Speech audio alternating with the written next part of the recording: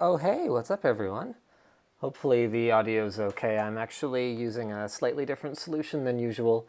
Most of the time these days I've been just using the on phone audio, but hey, I dug my old Sennheiser microphone headphones out of the mothballs. Actually, the issue I've been having with them is that um, one of my earphones hasn't been working. Oh, I can't get my cable over here, but the wire on the connector is a little bit loose, so I've either got to take it apart and take another crack at it, or, oh, what do you mean very bad connection? You gotta be kidding me. What about the connection is very bad? Hopefully you guys can still see me okay. Anyway, so the microphone works, and yeah, I don't know. I guess we'll just kind of get started on this. I've talked a lot today, so I don't really have any like new tech news stuff to address or anything like that. But hold on, let's just fire up the video and have a look at some of the comments. It's actually really probably one of the most interesting things to me about the comments on this video was how different they were depending on which platform I was looking at. So, one of the things that we do over on Floatplane is that it's not that we hide things from the general audience, like the YouTube audience, but we talk a little more real to the Floatplane audience because these are people who kind of have an investment in what we're doing here and are, by the very definition of paying for the content are sort of the hardcore fans. So the comment that Nick posted was actually sort of a little different than what we put on the YouTube video. So he kind of goes, "Hey guys, this is a bit of an odd release. One, it's an extra release, so it's a Friday release that isn't WAN show, and so it's simultaneous. So they didn't get like an early access to it or anything like that. And number two is that this is an entirely sponsored piece of content around Bixby, meaning that some of you might not think that it's suitable to upload to Floatplane because I don't know if you guys know this, but our Floatplane platform is ad free. Now that doesn't mean it's not. That doesn't mean it's sponsor free. It just means that there's no pre-roll ads, there's no integrations, there's no like what are YouTube's True View ads. There's no integrations at the end, so there's nothing like that. So basically, we were looking to get some feedback from the people on Floatplane. Do you guys want us to upload this stuff at all? Do you want us to upload it and mark it sponsored? Do you want us to not upload them? And it was really interesting because counterintuitively, the people who are actually paying monthly for our content were the ones that didn't really care for the most part that we were doing sponsored content. And they all said, yeah, like we'd love to have it clearly labeled, but we definitely want to see it. I mean, we're subscribed, so we don't want to have to go over to YouTube in order to get it. And we've got like 6 pages of sort of general positivity. And then it's funny because there were a couple sort of constructive criticism type comments that I thought were really helpful, but there's sort of too many for me to scroll through right now. But it was just really funny because as soon as I switched over to the general forum, things got a lot more similar to the YouTube comments. So here, I'll just have a look at what some of the people posted on here. Blah, blah, blah, blah, blah, blah. So this from Oshino Shinobu says, it still doesn't change the fact that it adds, or rather uses, a non-reprogrammable button to the phone. If they allowed you to reprogram it, it might make up for the... okay, this is Oshino's opinion for the stupid fingerprint scanner placement. I'm not a huge fan of the fingerprint scanner placement personally on the S8 or the Note 8. I don't know if stupid is fair because I understand why they did it, and it wasn't stupid. I just don't agree with it and I don't like it. But, one thing I can say to that is that, yeah, I don't think the button should not be reprogrammable, and I've been very clear about that, but that's not something that was addressed in the Bixby features video, and it's not something that the video was advertised as having been about. So let's see what else we've got here. All right, so Eau Rouge Flat Out says, this is such a filthy money grab. I understand perfectly well how much money it can take to sustain a large business, but wow, the only reasonable explanation is that LMG has vastly overextended and can't sustain its enormous payroll and unjustified expenses. How many hundreds of thousands in camera gear? Question mark, without selling out its integrity to the highest bidder. So there's a few things that I wanted to kind of pick at in there, I think. And a few points that I wanted to make in general is that, one of the things that we've been really careful about over the years is that we make mistakes, obviously, but we never will say something that we don't believe.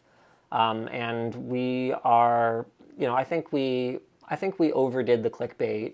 In particular, this was something that, I agreed with the community that we didn't do a great job of around the Ryzen 5 launch, where we made it seem as though we had an early preview of Ryzen 5, when actually what we were doing was we were simulating Ryzen 5 performance.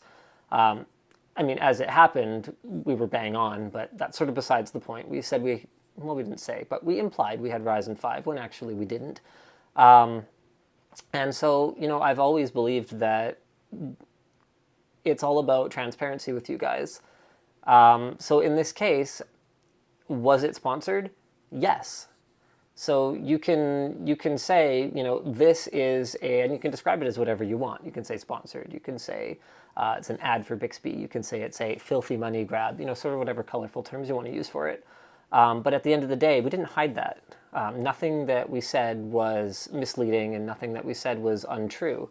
And we talked a lot internally about what are we going to call this video? And for that matter, what are we going to call these Friday releases?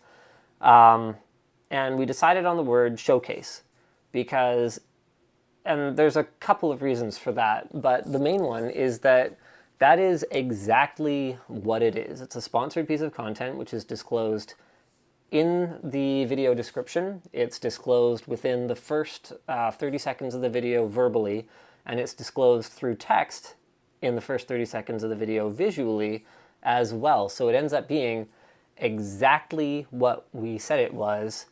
So, pointing out that it was something that we did for sponsorship is sort of like,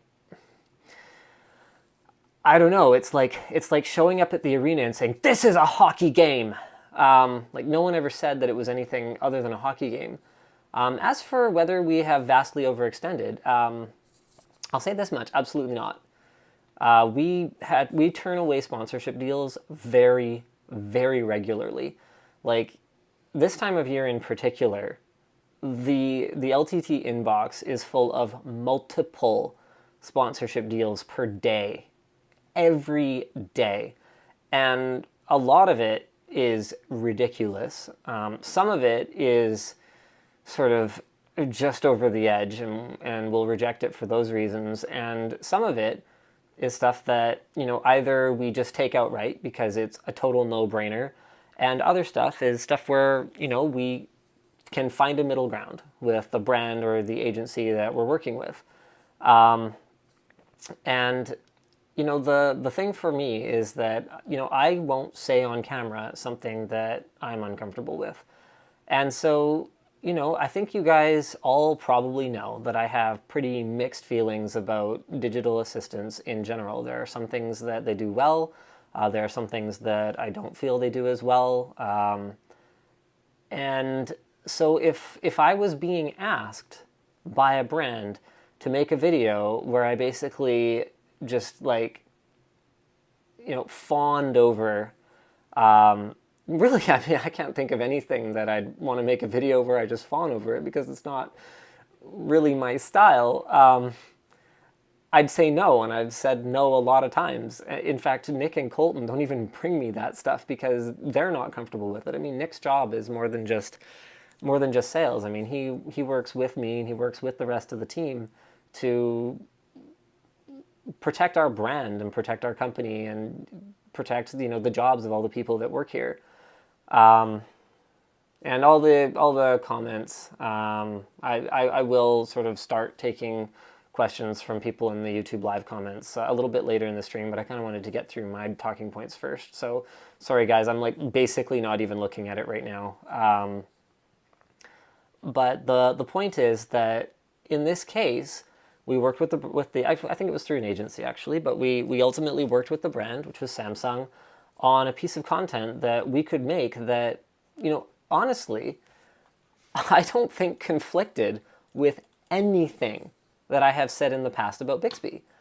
And this is where I think a lot of the confusion slash I don't know, there's this negativity that seems to stem from me selling out and or contradicting myself, but I didn't. The things that I've gone on the record as objecting to about Bixby have mostly been to do with the non-remappable hardware button. That doesn't mean that Bixby, I have never done a roundup of, Siri versus Google Assistant versus Bixby versus Cortana. I don't think I've ever even done a dedicated video on one of them or another one. And the video that we agreed to make was one that, honestly, I felt was pretty safe. It was 5 features that we would get to perform for ourselves.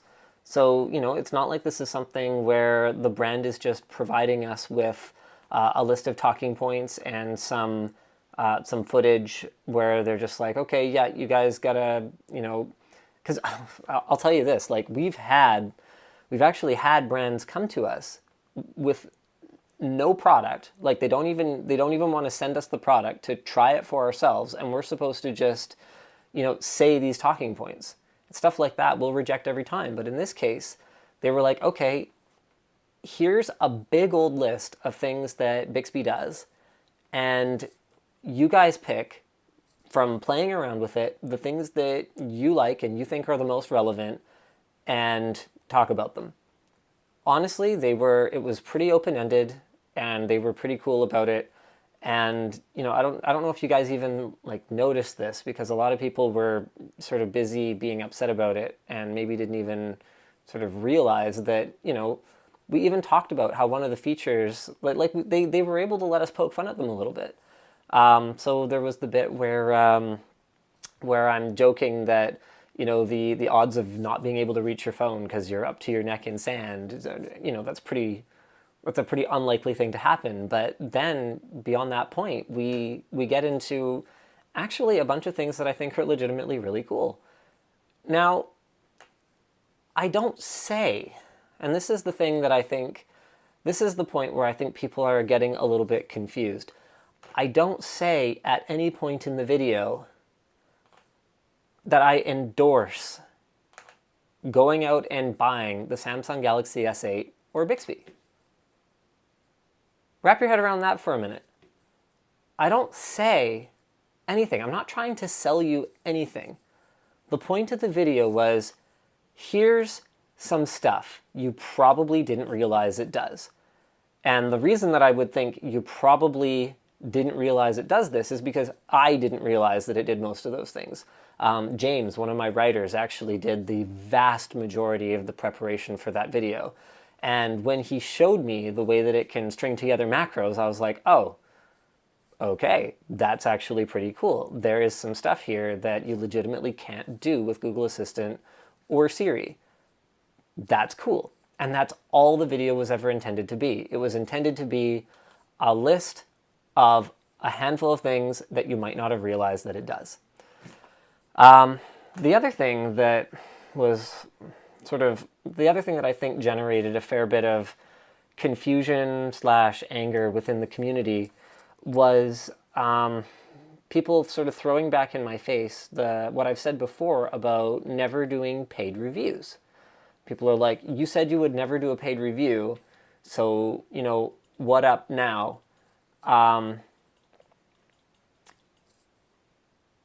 At what point was the video labeled review? At what point in the video did I say that it is a review? At what point was it structured like a review? And I think this is, oh man, okay. SG Ninja, I'll deal with your comment in a minute. You know what, I'll deal with it now. The channel content is garbage because you target a video per day, less video frequency for higher quality, please. The channel has always had daily videos. In fact, my quota per month, back when I worked at NCIX, was 45 a month. The channel has legitimately actually gone down in video frequency over the years. When we added WAN Show, we went from 7 to... So when I was at NCIX, it was 10 per week. Then before WAN Show, it was 7, and now it's 6. Anyway, so the Bixby video wasn't a review, wasn't intended to be a review, and therefore wasn't structured as, you know, here's the positives, here's the negatives, here's a conclusion and a recommendation to buy or not buy, because it's right in the beginning of the video. This is sponsored by Samsung. It therefore can't be a review, and I think this is a problem that, whether we've contributed to or not, is sort of hard for me to say. I'm looking at it a little too closely, being sort of in my own world every day, but it's something that has definitely been an ongoing problem in not just the sort of tech review community, but in the review slash journalism communities in general, is that a lot of the sponsorship requests we get are for paid reviews, and we wouldn't get these requests if that wasn't a way that other content creators were structuring their content. And the way that we always fire back is we go, look, it's not going to be a review. If it's sponsored, we aren't going to label it a review. We're not going to treat it as such, because in my opinion, it is better for us to be completely upfront with you guys, label it for what it is, make a piece of content that we are comfortable with, and just deal with the flack of you guys being mad because it's sponsored. I would rather do that than try to conceal it, try to sweep it under the rug a little bit. So my main points here were that we never labeled it as a review. It's not a paid review. It's a sponsored piece. And then the last one was that, quite honestly, this Q4, so I don't know if you guys are familiar with the stupid businessy terms. So quarter one is the first 3 months of the year, quarter two the next, quarter three, quarter four, so on. Well, not so on, it ends at quarter four because there's only 12 months of the year anyway. The point is, quarter four is usually when a very significant chunk of the advertising dollars for the year get spent. And so this is some very nuts and bolts, sort of under the hood, how running a YouTube channel works stuff. And so quarter four is the time of year when you've got your Black Friday, you've got your holiday shopping season, you've got your, not back to school, but you've got like everyone's back at school and picking up anything that they kind of decide they still need. And so it's a big shopping season. And I don't know if that's necessarily true around the rest of the world, but that's particularly true in North America. So this quarter four, we were getting so many offers for sponsored content that we were looking at it going, okay, you know what? A lot of this stuff, legit, really cool. Some of this stuff is like kind of cool. Some of this stuff is cool, but I'm not really sure how it fits into our regular content style. Some of it's trash, and some of it, like, again, we just outright rejected because it's dumb. But basically, what we realized was that if we took all the deals, even just the deals that made the most sense, we were going to end up with a disproportionate number of the videos going up on the channel being sponsored, which, whether they're good videos or not, whether we're totally honest about it and upfront, or not, generates a fair bit of backlash within the community, as you guys can obviously see. So what we decided to do was kind of go, okay, well, why don't we address it this way? And this was an internal conversation. Why don't we just keep a very similar ratio of sponsored to non-sponsored videos as it is, and then here's what we'll do. We will add an upload slot. So that way, instead of letting any of this kind of stuff affect the regular content, the 6 videos a week plus WAN show plus tech quickies that we've been doing for all these years, let's add a Friday slot at noon before WAN show, so that at least that way, if people are upset about these showcases, we decided we'd call them showcases, then the counterpunch from us can just be like, okay, well then just don't watch them. Because you're getting exactly the same amount of content that you were already getting, and you can just completely ignore it.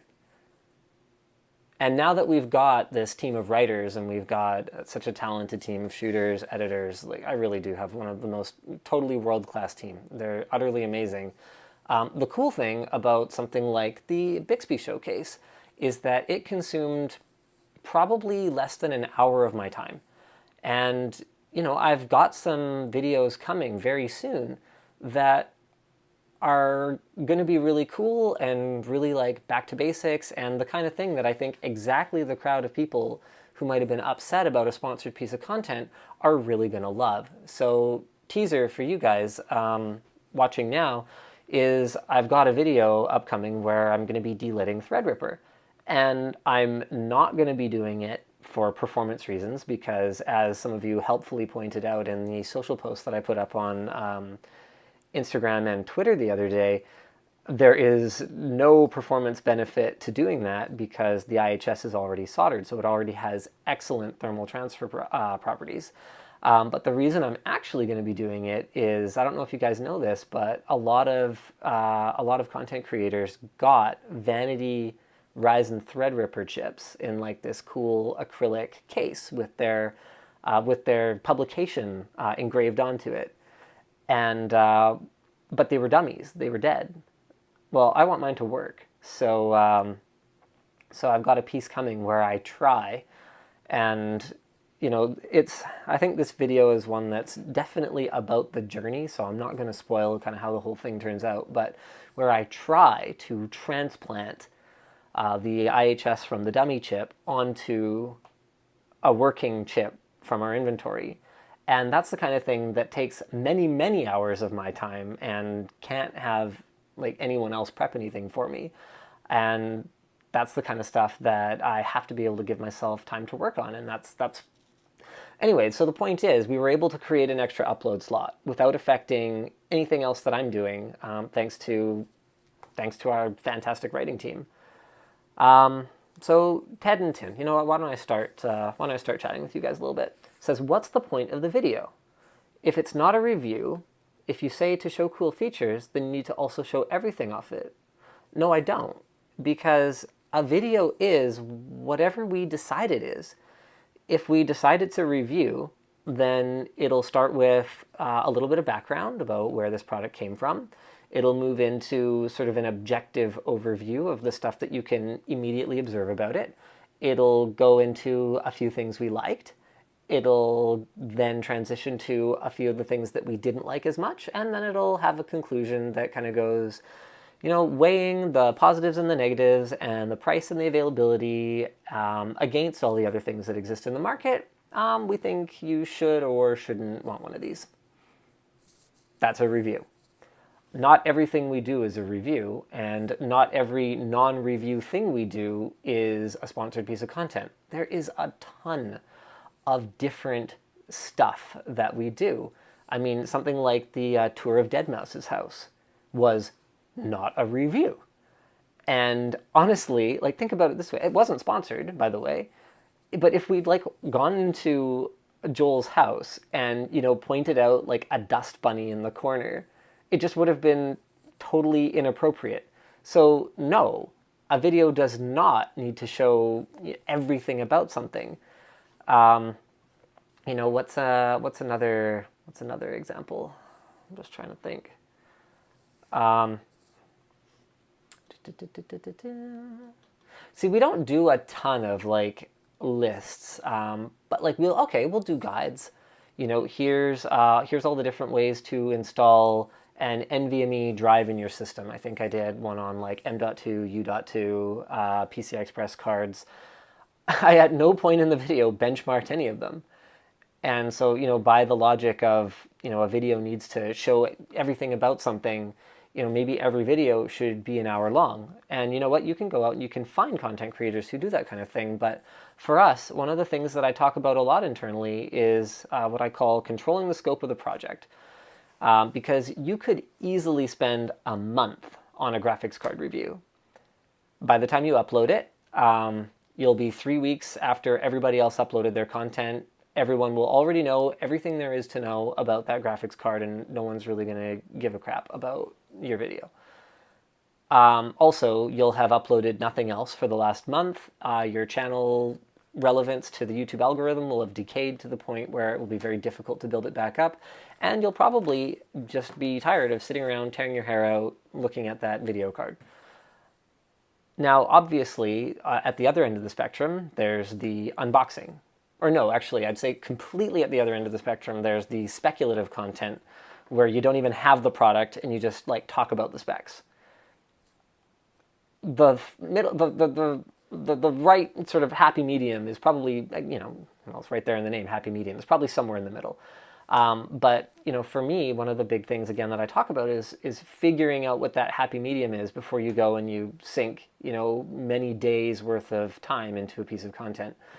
And so a lot of the things that we do, we're always making judgment calls in terms of how thorough we're going to be. So here's an example. The review that we did recently of the Logitech, that new wireless trackball, bloody hell, the MX Ergo, that's what it was called, of the Logitech MX Ergo. We could have reviewed it in a vacuum. So from the perspective of someone who's never used a trackball. So James was actually the writer on that particular project. But he came to me and he said, look, it's going to make it take a little bit longer, but I really want to get my hands on Logitech's other wireless trackball, the 570. And I was like, okay, we're going to have to buy that thing. Do we really need it? He goes, yeah, because in order to understand the position of the MX Ergo in the market, I need to be able to compare it, not necessarily against every trackball in the market, but at least against Logitech's other offering that it appears to be replacing. And that, in my mind, was a totally reasonable, happy medium. If he had come to me and said, I need to buy every trackball that's ever existed, I'd have told him to get the hell out of my office. But if he comes to me and he says, look, to understand this thing's positioning within at least Logitech's own lineup is important for me as a mouse user who might want to consider switching to a trackball. And I kind of go, okay. So there's a perfect example of something that nobody externally will have ever known about or seen unless I told this story on a live stream, where in some cases we will increase the scope of the project, whereas in other cases we will dramatically reduce the scope of the project, and everything that we do is like that. I've sort of forgotten where I was going with that, so I'm going to have a look and see if there's any... something. Oh, Linus, when are you ever going to talk about the Pixel XL blue tint? I'm not, because mine doesn't have any more or less OLED off-axis tint than any other OLED phone that I've used. It's something that I used to comment on in my reviews. Like, you go back and watch my review of the Droid Turbo, for example. I comment on the way that when you turn it off-axis, I think that one tints green and purple, if I recall correctly. OLEDs have done that since almost every OLED on a phone that I've ever seen, everyone that I can think of has done that. So it's something that I totally didn't notice, and now that I've gone back and looked at it, I don't notice any more or less than any other OLED I've used, and we don't have any burn-in either. And so my general policy is that I don't comment on something that I haven't and cannot observe for myself. Um, when do you expect to see Garbage War episode 4? Well, if we made a series called Garbage War, then I'd expect that you'd see it probably sometime in the next 8 days or so for part 4 of it. Scrapyard Wars is going up tomorrow and then the following Saturday. All right, let's see what else we got here. Jay's Core says, so you're saying that it is not a data collection application? Nope, I'm not saying that. As far as I can tell, Cortana, Alexa, Bixby, Google doesn't even hide it. It's all data collection. I didn't say it was or wasn't. I said, here's 5 things you probably didn't expect that it does. Mike Vandenberg says, how do you propose to maintain neutrality in reviews for competitors when you have done paid advertisements for certain companies, i.e. Intel ads but AMD reviews? You know, it's funny, because honestly, the more sponsored stuff we've done, the more blasé I feel about, the way that we handle a sponsor. Because something you guys have, I think something that the average consumer probably doesn't think about is that we work with almost everyone. Almost everyone. Like, we take so much flack about, a sponsorship deal with Intel, or a sponsorship deal with Nvidia, or a sponsorship deal with Samsung, when, like, people don't consider that, here, so let's take Intel. Yeah, we've done sponsored stuff with Intel. You know what? We've also done sponsored stuff with AMD. So by your brilliant logic, where because I've done a sponsored thing with Intel, I can't say anything positive about AMD, or I can't say anything negative about AMD, or about Intel, then it also goes the other way, because I can't say anything negative about AMD and I can't say anything positive about Intel. So by that logic, because I've worked with both of them, I can't say anything positive or negative about either of them, and I should probably just stop making videos. Intel, smart companies like Intel understand that our word would have no weight if we allowed it to become tainted by the way that we work with them. Like, here's something that will probably blow your guys' mind. After the Core i9 video, I had a call with Intel, and this is something that I've talked about before, where they explained their position, and I explained my position, and like adults, we agreed to disagree. And since then, absolutely nothing about the relationship has been affected. We are still able to get access to review samples. We still do our regular sponsored content with them, be it build guides or build logs. We've got an overclocking guide coming for X299, the chip that I had my criticisms of. Imagine that, right? Because in the real world, these companies understand, at least the smart ones do, that if we allowed ourselves to be bought so easily, we would never get as big as we are, and we wouldn't stay as big as we are. Because people are smarter than that. And so for someone to go, okay, hey, because of this sponsored deal you've done with Samsung, how does that affect your ability to talk about Samsung's competitors? Well, hold on a minute. We've done sponsored stuff with Google, including the one where I introduced my grandpa to Google. So that was featuring Nexus devices. That was featuring Google's own voice activation products. Okay, we've done sponsored stuff with LG. We did a sponsored giveaway for, I believe it was the G4. We gave away was it 50 units or something? It was something ridiculous. It was G3 or G4, I can't remember. We've done sponsored stuff with HTC, where we did a giveaway with them. We've done sponsored stuff with, I think we have something upcoming. Oh, we've done sponsored stuff with Honor. We've done sponsored stuff with, we have something upcoming with another brand that I think might still be under NDA, but anyway, that's coming. So, the only one I haven't worked with is Apple, who, ironically, is the maker of the phone that I'm streaming this from right now. So, am I going to let, yeah, I know the baby's crying, wife will go get her. So do I let a sponsorship affect the products that I use and the opinions that I have? Of course not. That's stupid. Um, all right. What else we got? Will this be saved to watch later? I'm not sure. TBD. Um, blah blah blah.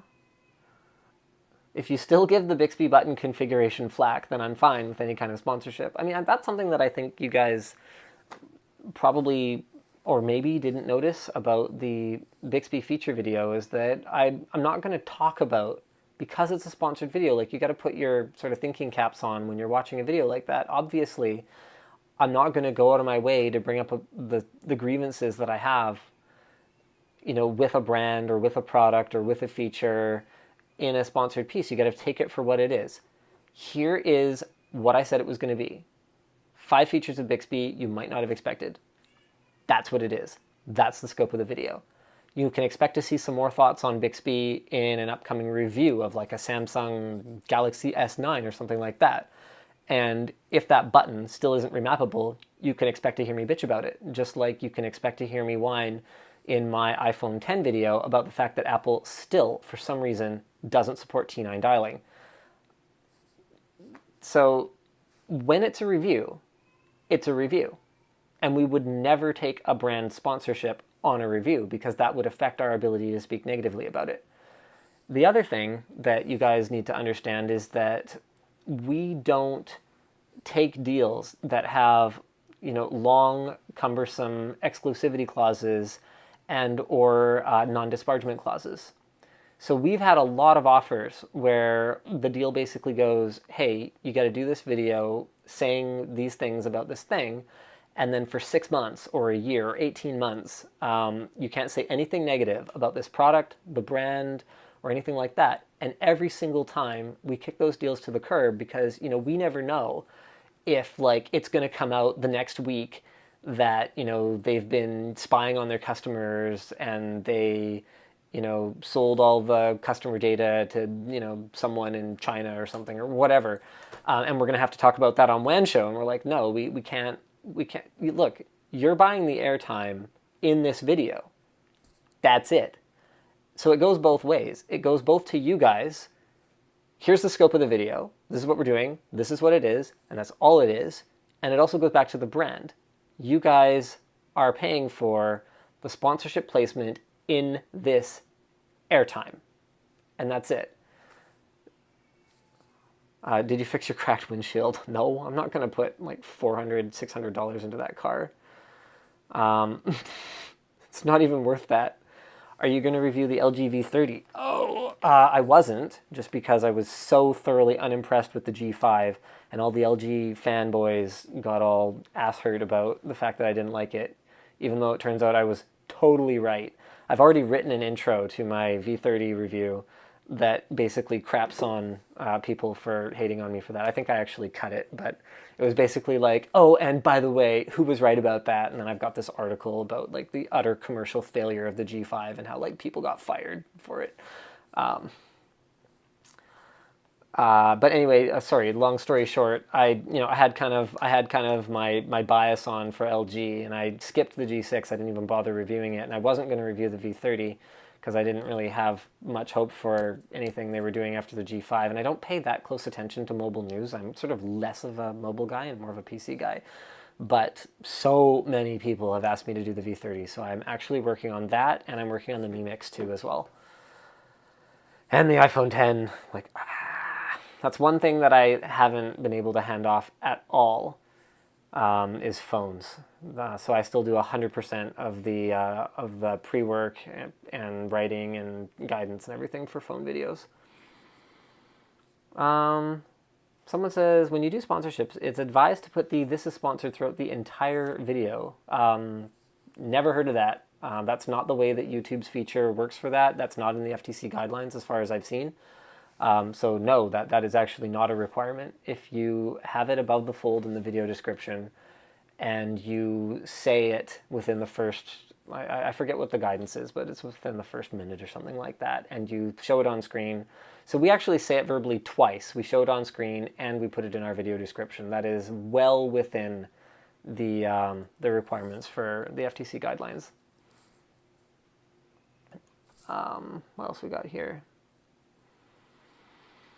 What are those framed things on your wall? Oh, those aren't mine. Those are my wife's. That's her, because she like actually finished school. That's her degree and stuff, I think.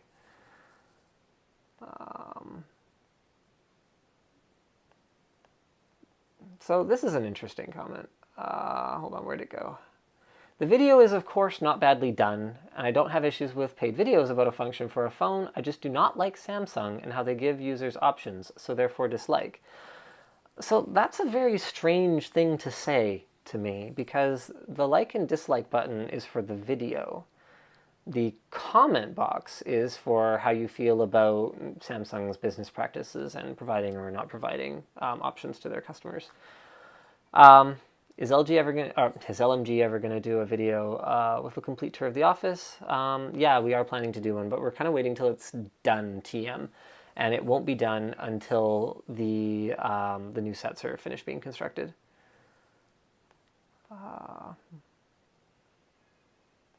You mentioned the iPhone X doesn't support T9 dialing. Could you explain what that is? It is the most sensible way to call people of all time.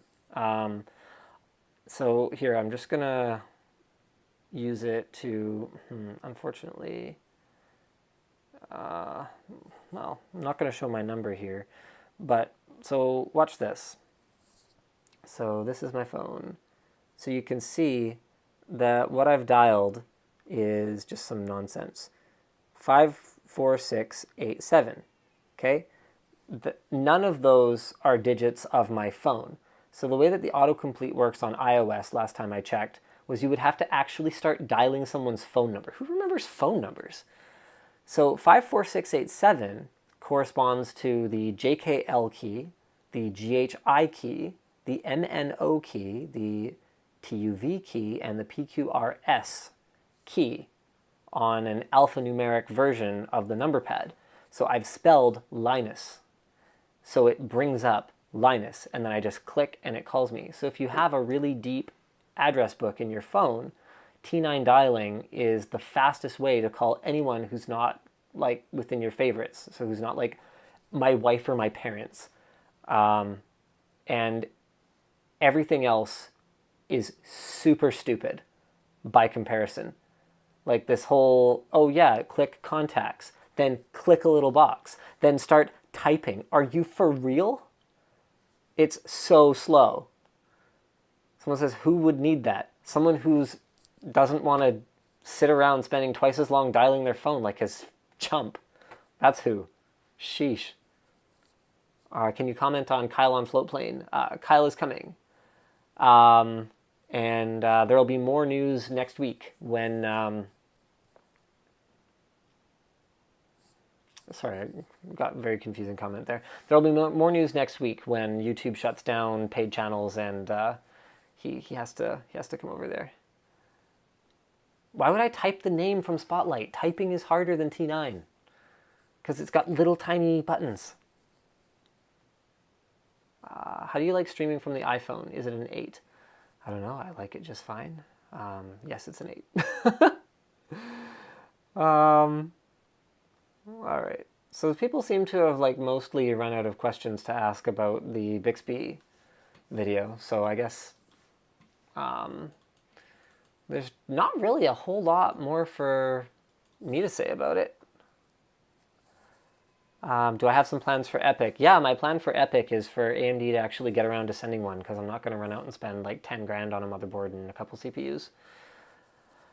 But they've just been dragging their heels on it. Hopefully I'm going to have something coming on Intel's latest Gen Xeon, though. And maybe, you know, it's really funny because, like, you might think, oh, okay, because you work with Intel on Xeon, you know, you have to say positive things about it, and you can't say anything good about, you know, AMD or whatever. But what actually ends up happening is Intel will work with us on their Xeon stuff. We'll do a really cool piece.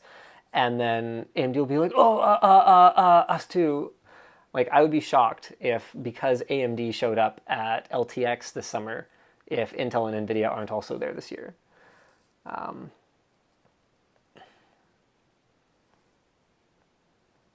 Where's today's WAN show? Today's WAN show is going to go up very shortly. I'm going to press the button as soon as I'm done this stream. Linus, why did you showcase Bixby a few videos after saying that voice commands haven't come far enough yet to suit most people anyway? The mini home speaker, wouldn't that seem a bit backwards? So first of all, you're paraphrasing what I said, and you're actually not really understanding what I said correctly. What I said was that a lot of people would be happy with simple commands. And I showcased Colton, who has a Google Home, has had a Google Home for some time, and loves it. I didn't say that it hasn't come far enough yet to suit most people. I said that I have personally found them quite limited, because a lot of the time I'll end up having to touch the phone anyway. Also, back on the subject of Bixby, a lot of the things that Bixby can do, particularly the ability to create voice-activated macros, is super cool and does get around that particular complaint that I have. So why did I showcase Bixby a few videos after saying that voice commands haven't come far yet to suit most people anyways? Wouldn't that seem backwards?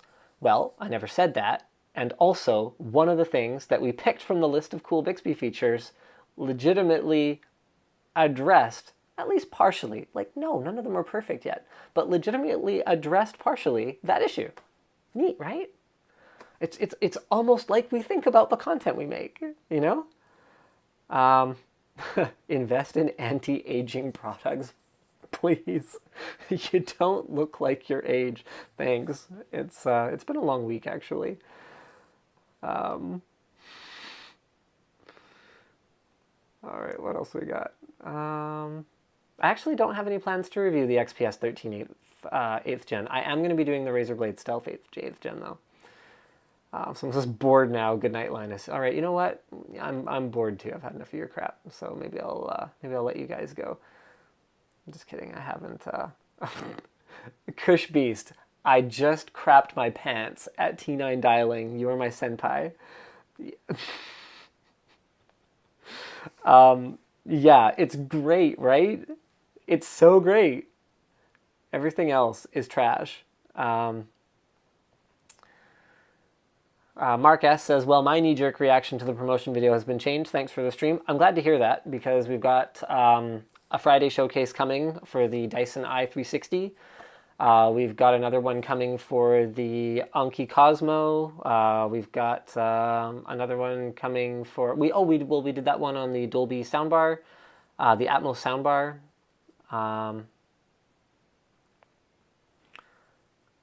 Okay. You Go a Ghetto says, Bixby rating on Google Store is bad. If you give an honest review on a big name product, you will lose their sponsor. A couple things. Number one is I didn't review Bixby, and I never would have anyway. Number two is if you give an honest review on a big name product, you will lose their sponsor. That has absolutely not been true over the years that I've been doing this. Everybody comes crawling back eventually. Ha! And the other thing, too, is that when you reach the scale that we have, I don't want to come across like an asshole right now, but you don't really give a crap. There's no individual company out there, big or influential enough to sink our business or even make a dent in it. Not really. Not Intel, not Apple, not Samsung, not NVIDIA. I mean, in fact, two of those companies, NVIDIA and Apple, between the two of them, have spent less than 0.01% of all the advertising that we've ever done, and sponsorships and integrations. And those were some pretty big name companies.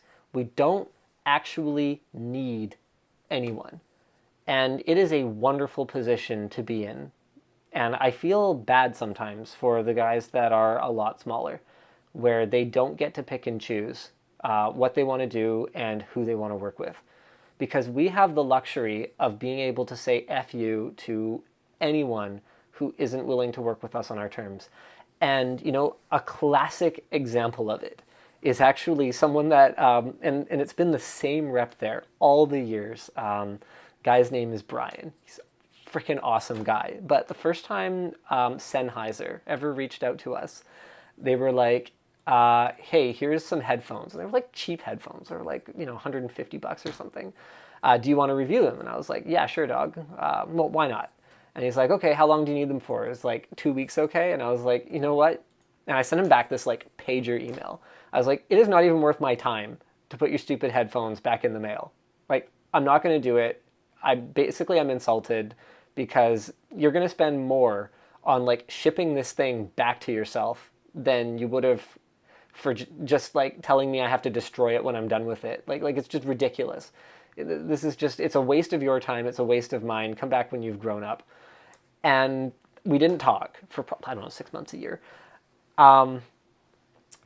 And I've given negative reviews of Sennheiser products. What was it? The Momentums? The original Momentums? I was actually really unfair to them. And I said some stuff that I said some stuff that wasn't even correct.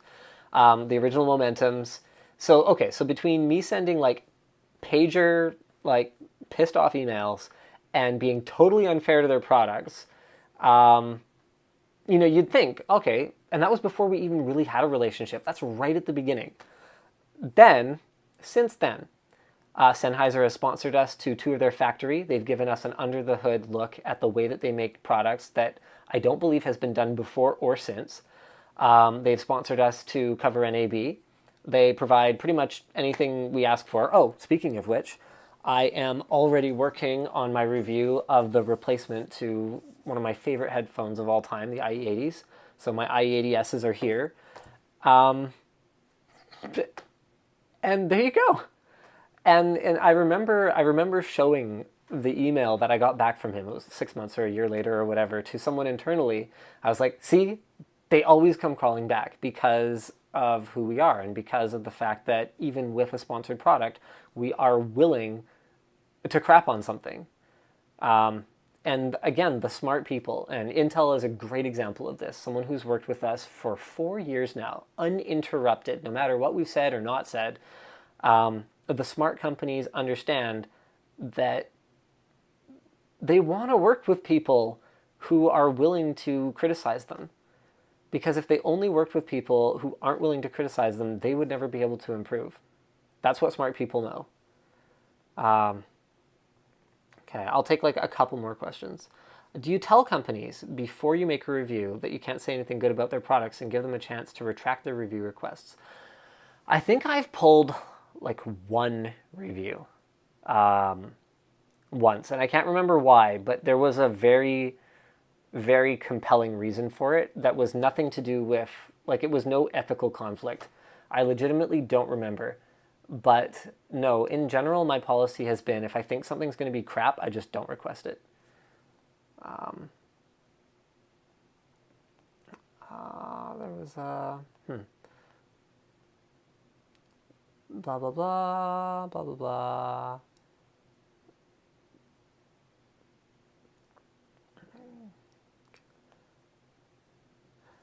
Infinitely Explosive says, how do you feel about the H500P and the airflow problems as shown by Gamers Nexus?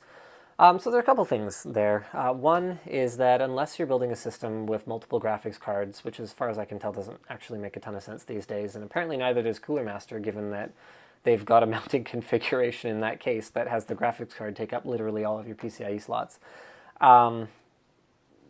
I'm not convinced we actually need a ton of airflow. Luke did a really interesting episode of The Workshop where he ended up stuffing a case full of crap and couldn't really measure any performance difference because of it. So I think the need for airflow in a full-size ATX case is a little bit overblown. Get it? It's a joke. Overblown. Number two is that, honestly, I haven't tested it for myself because we don't really do case reviews anymore. I don't know if you guys noticed that. From time to time, I'll be really interested in something and we'll do a review, but that project, that Ultimate Airflow PC, we actually had, it's funny, it was actually a Cooler Master case. It was an old Centurion 300, I think, that one with the all black mesh front. We got it from Free Geek. That video is one that we'd had planned for months already. And so we just used whatever case came along, and it was an opportunity for Cooler Master, again, back to what a sponsorship is, for Cooler Master to pay for some airtime on our show. That's what it was. It was the Linus Tech Tips show. And the show today was, we're going to hook 2 horsepowers of fan up to a computer and see what the hell happens. And Cooler Master got their airtime. And if you guys wanted a review of a case, go watch a review of a case. We didn't advertise it as a review of a case, and frankly, I don't really care because I don't think it's that big of a deal.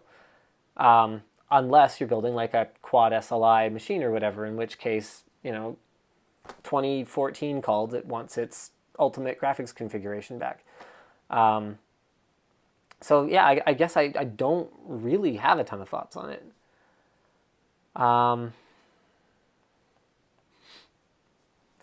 So Jonas says, could you mark this kind of video as ads instead of sponsored? Well, they're not ads because we do inject our own personality and we do inject our own opinions. So they're sponsored. And the topic of a sponsored video might be something related, like building a computer in it and blowing a bunch of air through it. Or it might be something totally unrelated, like the thing we did with Motorola. There's another phone company we've worked with, Motorola. Like the thing we did with Motorola where we just did a short where we went camping with a phone. Is that a Pepe on your chair? No, it's not. It's just a cute little frog thing. It actually came on this chair. I reviewed this chair and it was on it, and I just never took it off. Which voice assistant is your favorite? For me, it's whatever one is on the phone that I happen to be using at the time, which during the fall is a different phone every week. So right now I'm using the LG V30, so I'm using Google Assistant. And when the iPhone 10 comes out, it'll be Siri because I'll be using the iPhone. My favorite kind of donut is a blueberry fritter. The old Tim Hortons one, back before they made all the donuts outside of the restaurant and then shipped them in frozen. Back when their donuts weren't trash. These days I'll have a Boston cream if I feel like killing myself. Shashank Sengar says, you literally sold your views. Yeah. That's how YouTubers make money. Whether it's through Google AdSense, where they sell space under your video or in front of your video, or whether it's directly through product placements or sponsorships or integrations. Duh. Do you use TunnelBear while streaming? No, not while streaming, actually. It's never occurred to me. Kevin, will you do a comparison of Microsoft mixed reality headsets? They are surprisingly good. Oh, well, okay, I can't say I agree with the they are surprisingly good statement, but yes, we do have a review coming of Acers. Speaking of companies that we've worked with for a very long time, that we've done sponsored stuff with, who we love very dearly, and who probably won't like our review of their Windows mixed reality headset very much. Do you think you guys could do game reviews? No. We're not interested in game reviews. The game review industry is so crowded, and you know what? You guys have stuck through me through 58 minutes and 12 seconds of this crap. So I guess I'll just be 100% blunt with you guys. There's no money in it. I would not get my investment back into creating a game review publication because there is no advantage to being a, well, there is some advantage, but there's no advantage to being, as far as I can tell, for a very, very long time, to being like a more sophisticated publication.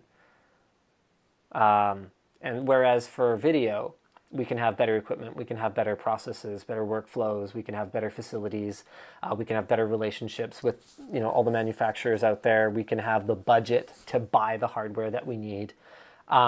And that's part of what allows us to stay out on top. We wouldn't have any such advantage when it came to gaming videos.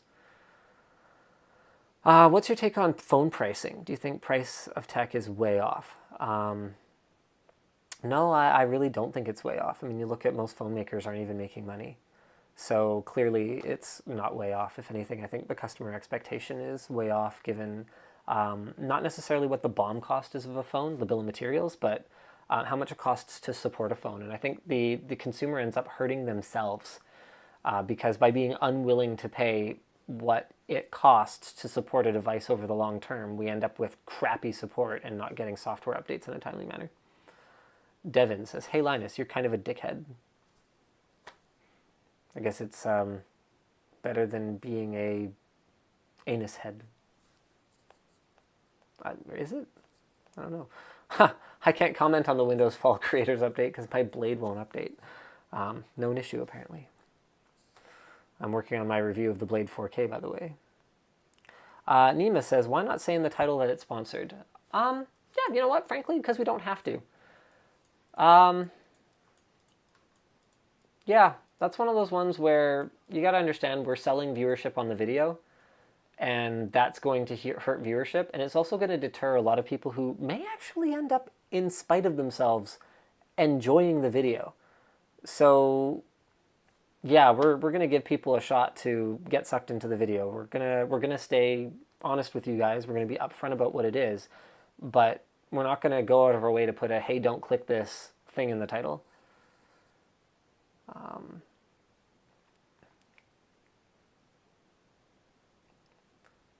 Okay. Oh, Victor says, I loved the video. Cool. Why does that mole look so cute? Oh, I don't know. I don't think moles look very cute personally. Will you do any other walk and talk videos like the iPad at the zoo? Did the format work out? It's okay. It's hard to edit. It's hard to keep it concise. I really like higher information density in our videos. I don't really like these long rambly videos like this unless I sort of have a bone to pick with the audience or a manufacturer. And so it's not something that we're going to force, but it's also not something that we're ever going to not that we'll like refuse to do if the opportunity comes. Lizulgen says, I'll never understand why people get so booty blasted over sponsored content, even from unbiased publications. I do, because a lot of sponsored content isn't handled correctly. So I totally understand why people get upset about it. We just try our best to make our sponsored content clearly separate from our editorial content and entertaining, because really that has been our sort of, you know, I don't know, mission statement, our slogan, our like here, I'm going to try and find like my original rate card, like our media deck that we used to send out to potential sponsors. Here we go. What we do. Whoop, I'm in the way. We believe that videos are supposed to be entertaining. That is what we believe. And whether it's sponsored or whether it's not sponsored, that's always something that we're going to work hard to do.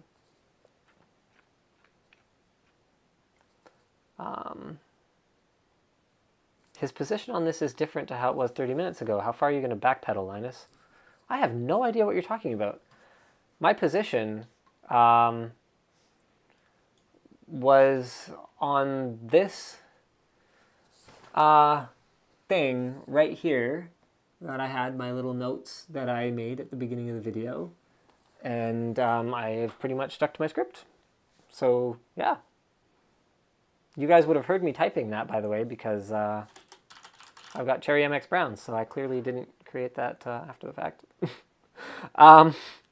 What happened to those cases that were going to be on for a year to test airflow? They're still running. Do you do microphone reviews? No, we don't. We did them for a little bit, and people mostly didn't care. Is this your personality around the office? I've never seen this Linus in a video. You're an effing shark right now. A shark. I'm not quite sure what a shark is, but thanks, Jed. I think. Yeah, I think that's something that a lot of people don't really consider as sort of general viewers as well, is that there's... I remember someone telling me that, you know, PewDiePie was an idiot and that no one should watch him because he's clearly an idiot. He just screamed at the camera, and I kind of went, you're the idiot, because if you think for a second that anyone gets to the top of anything by being an idiot, you got another thing coming to you. Nobody gets to be number one at anything without some kind of plan. Especially something indie like YouTube. I think it's possible in industries where there are smart puppet masters pulling the strings from behind, but someone like PewDiePie did it on his own. Not on his own. Of course he had help. I have help. My wife supports me massively. My team is great. But no one gets to be at the top of the game by being a total idiot. And it's funny because if you see him not in character, he's a totally different person. Super sharp. And I think a lot of people sort of, miss that, like YouTubers are in this really weird space where I think our on-camera personalities are probably, somewhere between acting and who we really are. So like I'm kind of like a caricature of myself on camera. Like even this is not normal me. Like normally I have far less of a filter. Some people have clued into this, others haven't. I swear a lot in person. I think I've like really surprised some people that have met me in person where I'll just like drop 6 F-bombs in a span of about 20 seconds, and they're just like, oh, you don't really talk like that on camera. I'm like, yeah, no, I don't, because we try and maintain fairly we try and make it something that you can have your 10-year-old be present for, and it not to be like, no, I guess I can't watch this anymore. And no, I don't yell like this all the time, but it's kind of like I do get really excited about things, and I do kind of talk faster when I'm like really amped on something. And so I think, my on-screen personality ends up being kind of like a caricature of myself with some things amped up and then some things that are kind of over the top dialed back. And I think a lot of us are really like that. Why do you have a Denmark t-shirt? It's not a Denmark t-shirt. It's a Peter Gata jersey, and it is signed, and that's why I have it. All right, well, I guess I'm tired. So, Smokey says, are you going to do an honest answers video on this topic? No, I don't think so. Honest answers I kind of save for big, pressing questions that need more thought and time and preparation put into them. Like this is, 39 words that I needed to type up because this is really not that deep of a topic. Whereas honest answers, I usually actually spend some time, the one about how we make money, for example, it's a really good video, actually. I'm really proud of that video. I actually had to dig through all our financial records and figure out where the heck all our money comes from. And, I spent a lot of time writing that.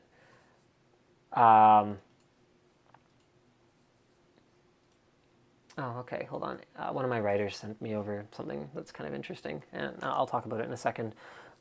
But, yeah, this I felt like it was easy enough to address that I didn't need to, really carefully labor over the exact words I was going to use. Wait, what? Oh, no, I don't know if I agree with Anthony's thing. We'll deal with that later. Supreme Chunk says, earlier today I was upset at your video. Then you explained your position like a rational adult, and I'm no longer bothered. Isn't it funny how that works? It is funny how that works. You know what? It's really funny how that works, because the proportion of people that will call me sellout or Linus shill tips or, stupid cuck or whatever, right? Like people use all kinds of words to describe me because it's easy from behind a keyboard. The percentage of people that will do that online versus how nice people are when they meet me in person is hilarious.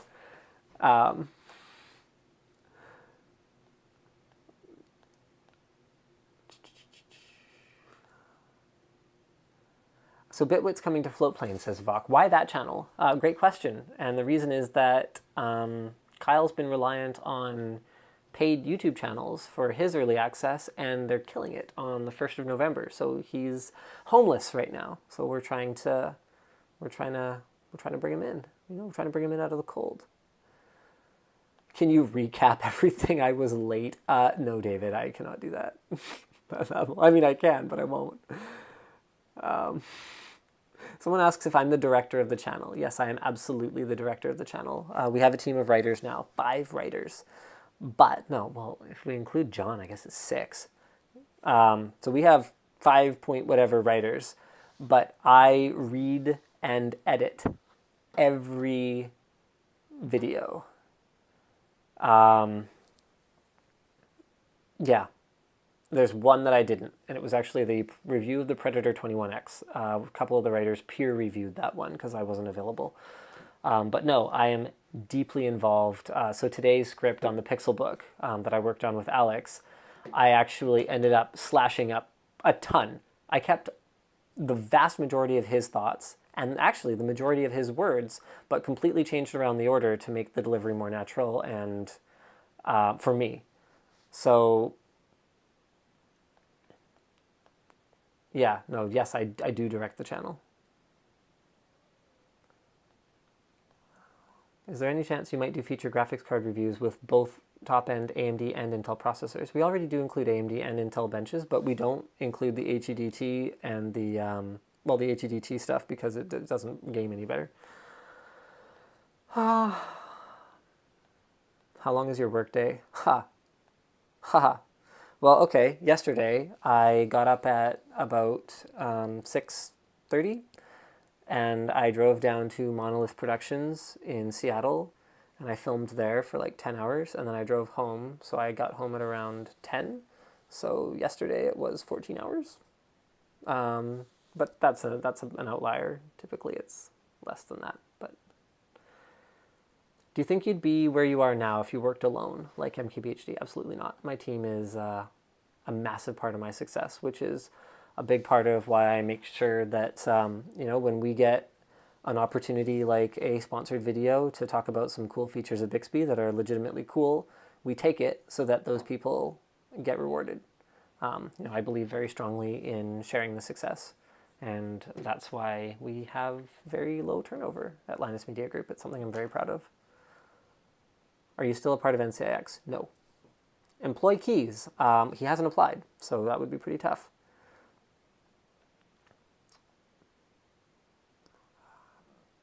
Does Nick Van Berkel still work at LMG? No. Nick is doing his own independent thing, but we're still in touch. We actually sold him a bunch of camera gear a little while ago. Gave him the old staff discount. So, yeah, he was in just a little while ago actually. Yeah, I wasn't able to work on a video that I needed the MacBook Pro for because he was borrowing it for a week for a project. He ended up keeping it for like 3 or 4 weeks.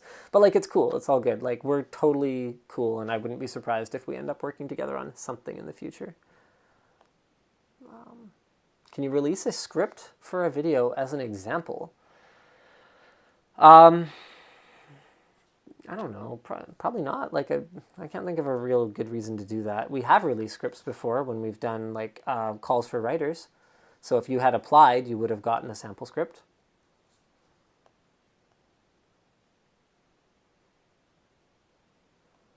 Would you sell your earrings if it meant millions? Some of them don't even come out of my ears. Like this stud, like I actually can't get out.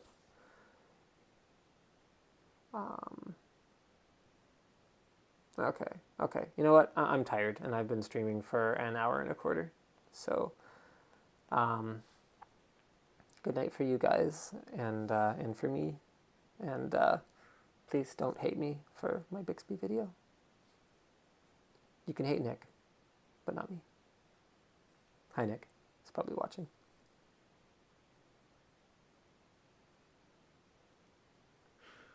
And is that finish button going to work? Yeah, there it goes.